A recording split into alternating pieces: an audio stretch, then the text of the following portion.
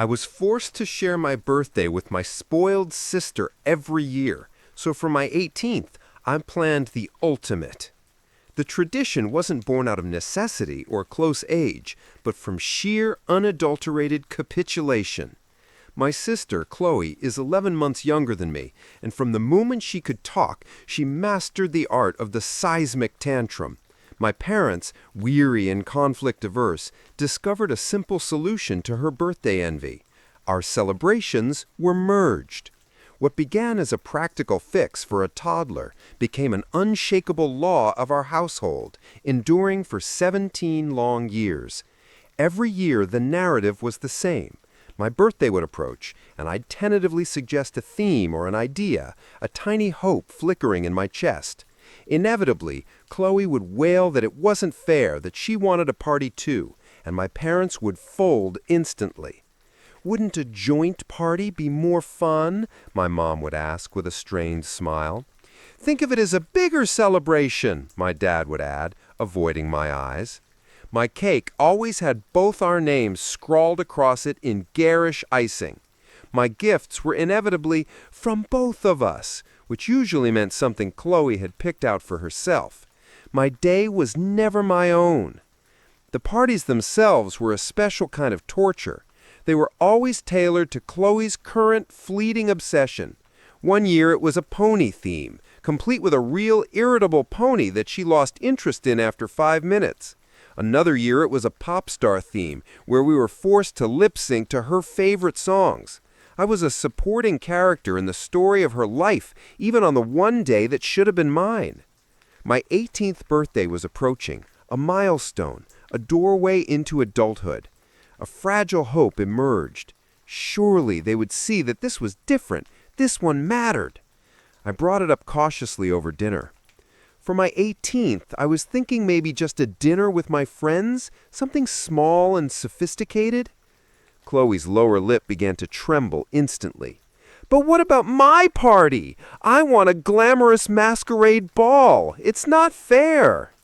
I watched my parents' faces, pleading with them silently. "See me, just this once, see me." But the habit of 17 years was too strong. My father sighed. "A masquerade ball does sound fun for a big birthday, doesn't it, honey?" he said to my mother. She nodded, relief smoothing her features. The decision was made. Another shared party. Another victory for Qley.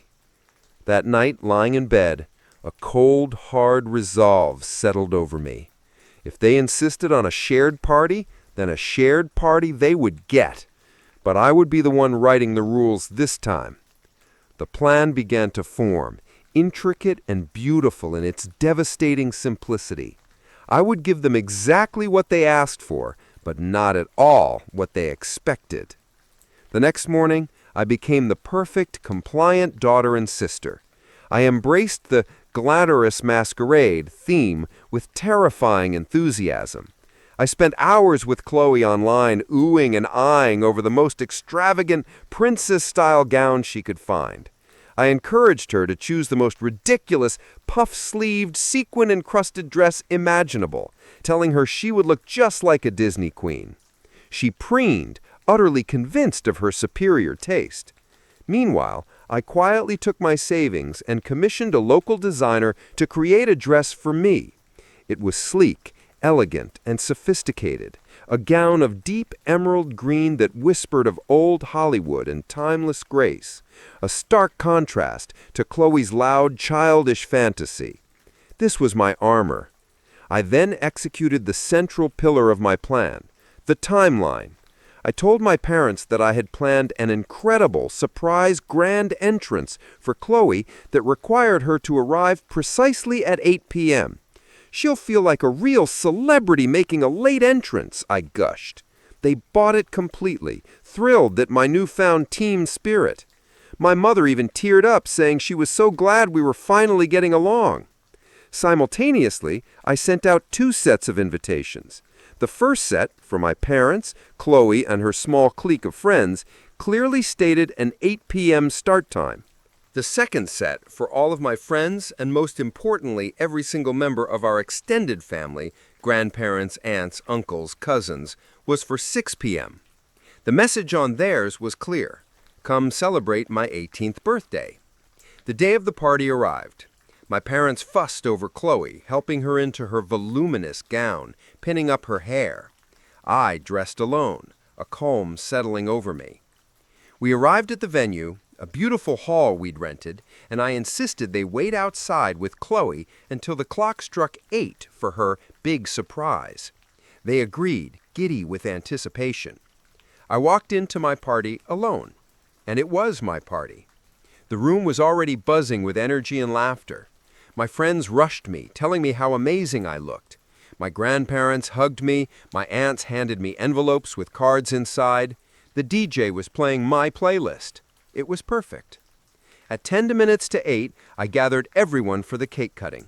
It was a magnificent two-tiered creation and an elegant, sophisticated script. It read only, Happy 18th Birthday, my name. There was no, and Qley in sight. We cut the cake and it was served to my guests.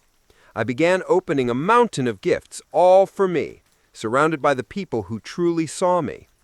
Then, at 8 p.m. sharp, the doors opened. My family walked in, Qley leading the way with a dramatic, expectant flourish, ready for her grand entrance. The scene that greeted them was not one of anticipation, but of a party in full glorious swing. The music was loud, the dance floor was packed, and the cake was half eaten. A pile of open gifts sat next to my chair. The look on Qley's face was a masterpiece of pure, unadulterated shock. Her jaw dropped.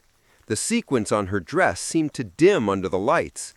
My parents stood frozen behind her, their faces pale with utter confusion. My mother found her voice first.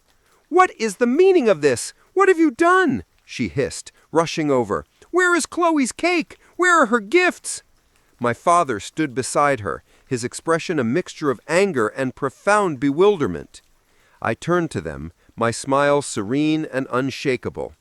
"I just wanted my own party for once," I said, my voice calm and clear, carrying to the relatives who were now watching the scene with rapt attention. "Just like she gets every other day of the year.